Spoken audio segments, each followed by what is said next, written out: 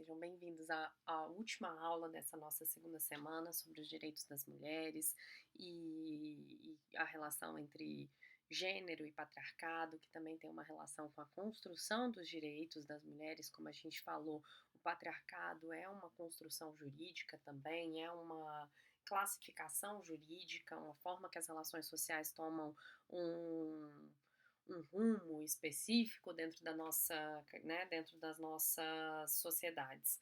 Hoje eu queria falar um pouquinho para vocês sobre um outro conceito que a gente vai trabalhar ao longo dessas próximas semanas, que é o conceito da interseccionalidade. Interseccionalidade é a compreensão de como sistemas de opressão, sistemas de dominação, sistemas de discriminação se interrelacionam, se interseccionam, se sobrepõem. E é interessante pensar nesse conceito, então, com aquilo que, se a gente estava falando de gênero como uma categoria classificatória, como algo que diferencia o masculino e o feminino, e por vezes, em algumas sociedades, esse masculino e esse feminino serão desiguais, nós também precisamos pensar sobre outras categorias classificatórias, outros marcos de desigualdade, como, por exemplo, raça, classe social, capacidade aí pensando a diferença entre corpos considerados de pessoas com deficiência e pessoas sem deficiência, orientação sexual, religião, pertencimento de casta, idade. Então, como é que a gente pensa crianças, como pensamos jovens, como pensamos adultos, como pensamos idosos. Então, a teoria interseccional, ela preza por relacionar, por ligar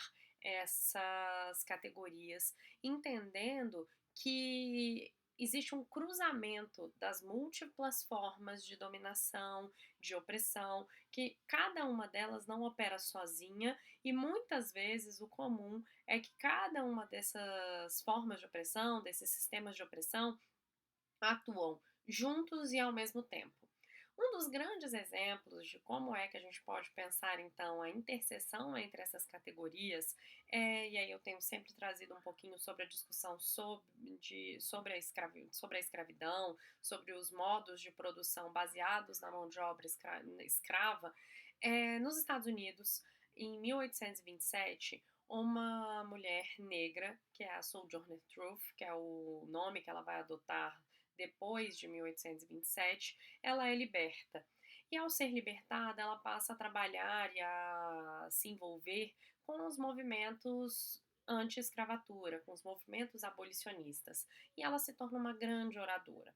Em 1851, acontece uma conferência de mulheres nos Estados Unidos. E a Sojourner Truth vai participar até aquele momento, e a gente vai discutir também sobre isso, os movimentos feministas e os movimentos abolicionistas nos Estados Unidos eram muito ligados. A Sojourner Truth, ao comparecer a essa conferência, começou a ouvir um homem que falava que aquela conferência era absurda, que as mulheres não precisavam de igualdade, que as mulheres eram frágeis, as mulheres eram cognitivamente precisavam de cognitivamente alguém para cuidar delas, e então o argumento desse homem é que a igualdade e o pleito ali era a igualdade de voto, a possibilidade do sufrágio feminino, ele falava que não era necessário, porque os homens poderiam cuidar muito bem das mulheres. A Sojourner Truth levanta, imponente, caminha até o palco e pede a palavra. Ao pedir a palavra, ela faz o seguinte discurso, eu quero ler para vocês um pouquinho. Quero dizer umas poucas palavras sobre este assunto. Sou uma mulher de direitos, tenho tantos músculos quanto qualquer homem e posso trabalhar tanto quanto qualquer homem. Tenho arado e ceifado e cortado e aparado, e pode algum homem fazer mais do que isso? Tenho ouvido falar muito sobre a igualdade dos sexos. Ele aí lembrando, né, que não existia ainda a nomenclatura gênero, como a gente conversou em outra aula. Tenho ouvido muito a falar sobre a igualdade dos sexos. Posso carregar tanto quanto qualquer homem e posso comer tanto quanto qualquer homem também, se conseguir o que comer. Sou tão forte quanto qualquer homem. Quanto ao intelecto, tudo o que posso dizer é que se uma mulher possui uma medida e um homem possui duas, por que ela não pode ter a sua medidazinha cheia?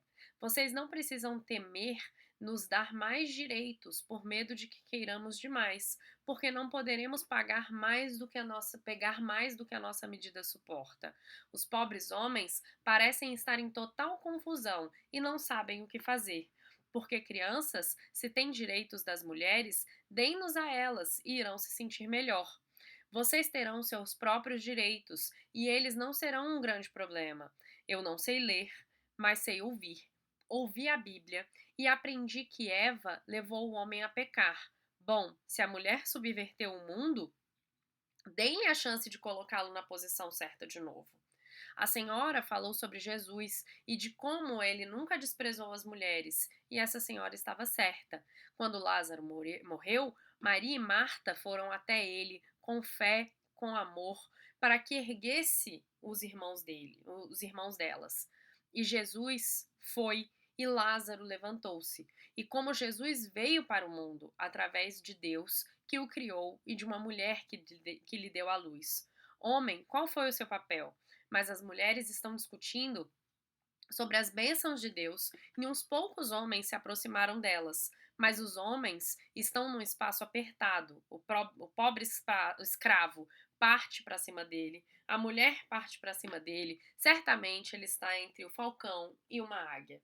A Sojourner Truth é bem irônica nesse texto, porque ela está falando principalmente com homens brancos que falavam que mulheres brancas eram mais frágeis. Esses homens brancos, lembrando que a abolição ainda não tinha plenamente acontecido nos Estados Unidos, esses homens brancos, eles estavam pouco se importando se existiam mulheres negras que não eram frágeis nada, que eram consideradas fortes, que deveriam trabalhar do sol ao nascer até o sol se pôr, que deveriam carregar peso, que eram tratadas como animais da mesma forma que os homens escravizados eram tratados como animais. Então a ideia aqui dela era de dizer, olha só, então eu não sou uma mulher? A discriminação de gênero, o sistema de opressão de gênero, estava interligado com o sistema de opressão de raça. Então, ao ser racializada, ao ser interpretada como uma mulher negra, ela dentro desse esquema, ela estava sendo retirada da categoria mulher. Então, ao ser interpretada como negra, ela tinha uma menor possibilidade de discutir sobre assuntos femininos, porque ela não era em nenhum momento, e aí nenhuma das mulheres negras naquele momento ela não era o espectro daquela pessoa que deveria ser cuidada. Muito pelo contrário, ela deveria cuidar. E aí o que ela argumenta? Olhem, homens, não é porque vocês nos darão alguns direitos dentro da nossa medida, que é a medida que ela diz que as mulheres podem suportar, mas isso quer dizer o que as mulheres estão pleiteando, não é o que elas podem ter. Dar alguns direitos não significaria perder direitos. E aí ela diz que esse homem branco, então, está entre o falcão e a águia, porque olha só, eles estão sendo pressionados pelos homens negros para abolir a escravidão e estão sendo pressionadas pelas mulheres para que elas tenham o direito ao sufrágio, que tenham direito à educação, que tenham alguns direitos. Esse é um exemplo de interseccionalidade para dizer, olha, dois sistemas de opressão estão operando, um sistema de opressão de gênero contra todas as mulheres e um sistema de opressão de raças, que diz que as mulheres negras deveriam poder continuar sendo escravizadas e deveriam poder trabalhar de sol a sol, no sol a pino, carregando sacas e sacas de algodão, e para outras mulheres que elas deveriam ser oprimidas de uma outra forma, para as mulheres brancas que elas deveriam ser oprimidas por meio do não acesso ao mercado de trabalho, por meio do não acesso à educação.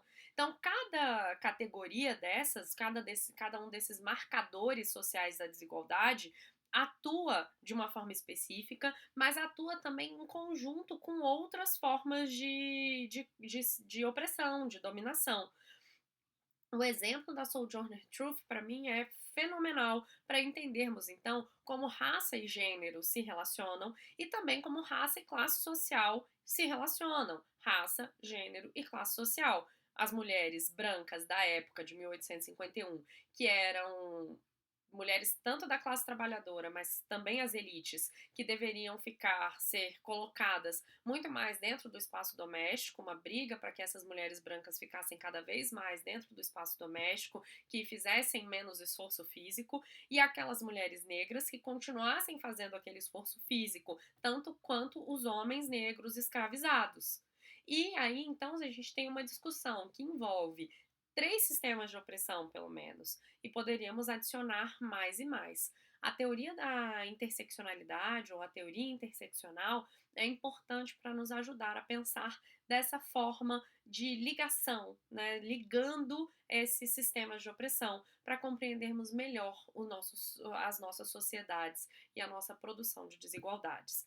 Eu espero que vocês tenham gostado dessa semana, que tenha acrescentado a vocês uma perspectiva crítica sobre os direitos dos homens e das mulheres nas sociedades e que a gente possa dialogar na próxima semana sobre o que faz com que essas discussões sobre direitos tanto tenham se tornado visíveis como tenham se transformado, que são os movimentos organizados de mulheres e os movimentos feministas. Tchau, muito obrigada.